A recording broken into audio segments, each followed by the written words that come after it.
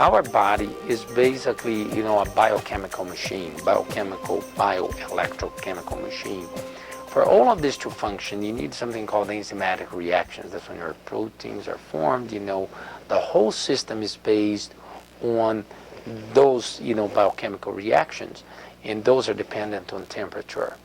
So if temperature is the determining factor for the enzymatic reactions, then this would be what will determine the state of a health of the body. Even a 10% change, it will lead to your demise.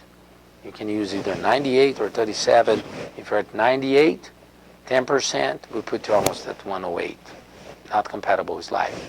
88, not compatible with life. So it's very tightly controlled because of those enzymatic reactions, protein denaturation, changes in protein if there's too much heat, for instance. So in order to preserve life and well-being, you need to measure the temperature of the brain. If your brain gets really hot or really cold, it may mean the difference between life and death. Not only because the brain's susceptible, but also because the brain activates other areas of the body to try to maintain its temperature, which means that we are all vulnerable. No matter if I am the best fit athlete in the world, temperature can take my life from me. You can die from it. And there's only one way that you can prevent the demise from a rise in temperature, which is by monitoring it.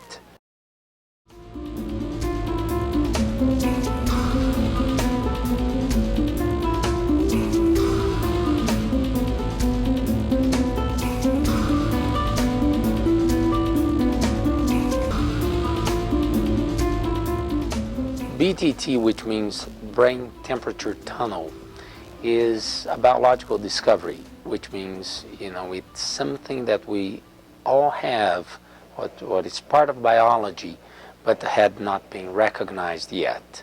So it's either, made by nature or God, whatever the preference is.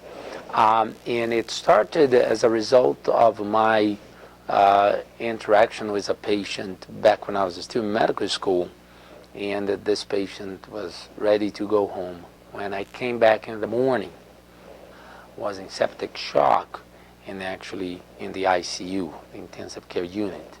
And unfortunately, that patient died, that day. And what I realized is that what was happening is he had an infection during the night, and that was unchecked. So patients were dying as a result of complications due to infections, as ultimately as a result of lack of a continuous monitoring of temperature. So that led me to this journey of now close to 20 years. I knew the brain was the answer because the thermoregulatory center, what controls temperatures in the brain. So if there would be a place that first you want to measure temperature, it would be the brain. Second is if there would be something there, it would not be just by looking at the tissues, but what would be the thermodynamic properties of the tissues. And then the puzzle made sense. So I went inside the brain and I looked for this thermodynamic configuration. Was there a thermodynamic configuration inside the brain? Because then I would know the exit, if there would be one. And that became clear to me that there was a path there, because I discovered the first tissue in the human body which does not have fat, which means it was thermally transmissive. It will transmit energy from inside the brain to the outside. And I remove a piece of skin from this area.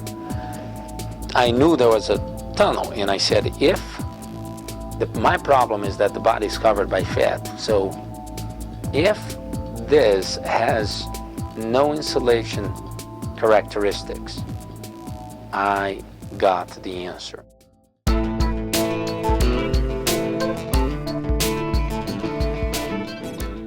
all of the other measures, they are in areas that were not designed for temperature measurement. So they're not structured for it. The mouth's esophagus were designed for ingestion, the urethra and anal area for excretion, so the ear for hearing. So all of those will prevent the actual accurate measurement. So there's the risk and the inability to measure accurately temperature. There are too many errors because the organs were not designed for that. So there's no way to accurately measure the temperature in those areas because they are going against biology. Either the contents or the components of it, the organs, they prevent the measurement. Second, they do not represent the brain. It's very important that you know any changes of temperature from baseline, so you know what is that's happening to that patient. The BTT allows that continuity, allows something non-invasive. There's no risk of any sort because it's a simple, adhesive that you put here from beginning of surgery to the end.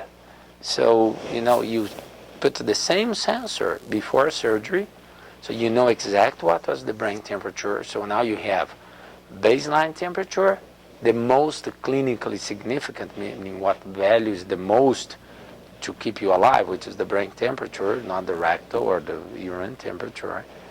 It can be done continuously throughout the whole procedure, and you have your little thing there. Now we know how you are. We're going to protect you during surgery because invariably get low temperature. And low temperature are associated with the most important complications in surgery. Number one, bleeding.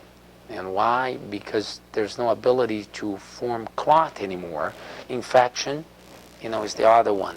And there's no ability to fight infection on the same manner, because you have to remember, when you are with a low temperature, your body has lost the capability of enzymatic reactions. They are all dormant. So now the BTT allows the most valuable information throughout surgery, non-invasively. And you are going to be able to prevent all of those complications as a result.